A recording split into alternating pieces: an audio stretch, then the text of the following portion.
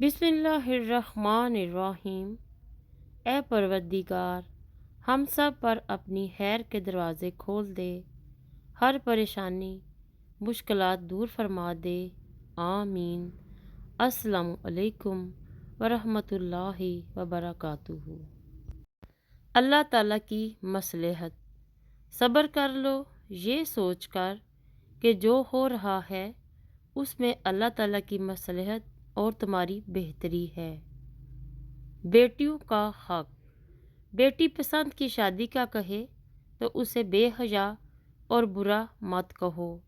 پسند کی شادی بیٹیوں کا حق ہے اور پیارے نبی صلی اللہ علیہ وآلہ وسلم کی سنت ہے۔ دعا اور قبولیت کا حاکم اللہ تعالیٰ ہے اور اس کا کن ضرور ہوگا جس کے تم انتظار میں ہو۔ دل کا خیال۔ وہ جب تمہاری دعاؤں کو قبولیت کے لیے چن لیتا ہے تب وہ تمہارے دل میں دعا کا خیال بھی خود ہی ڈال دیتا ہے۔ دنیا کا مالک۔ غم نہ کرنا، یہ دنیا آپ کے ساتھ نہیں، بلکہ خوش ہونا کہ دنیا کا مالک آپ کے ساتھ ہے۔ وقت۔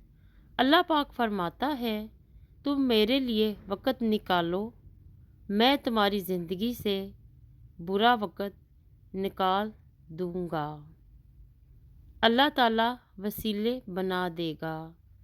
ان لفظوں سے مجھے بہت ہمت ملی ہے، یعنی تمہارا گمان بھی وہاں تک نہیں جا سکتا جہاں سے اللہ تعالیٰ تمہارے لیے وسیلے بنا دے گا۔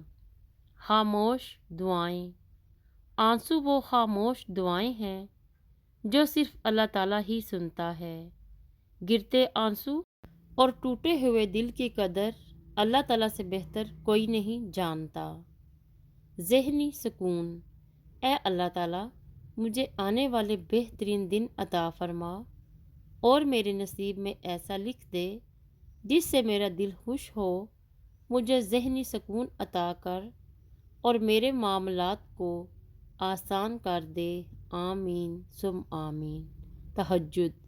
جب رات کے آخری پہر اللہ تعالیٰ تمہیں خود چنتا ہے تہجد پڑھنے کے لیے تو پھر سوچو وہ تمہارے خالی ہاتھ کیسے لٹائے گا۔ غم اور مشکلات۔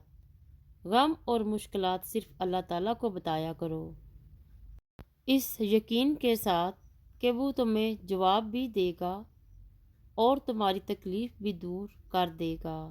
اللہ نگہبان۔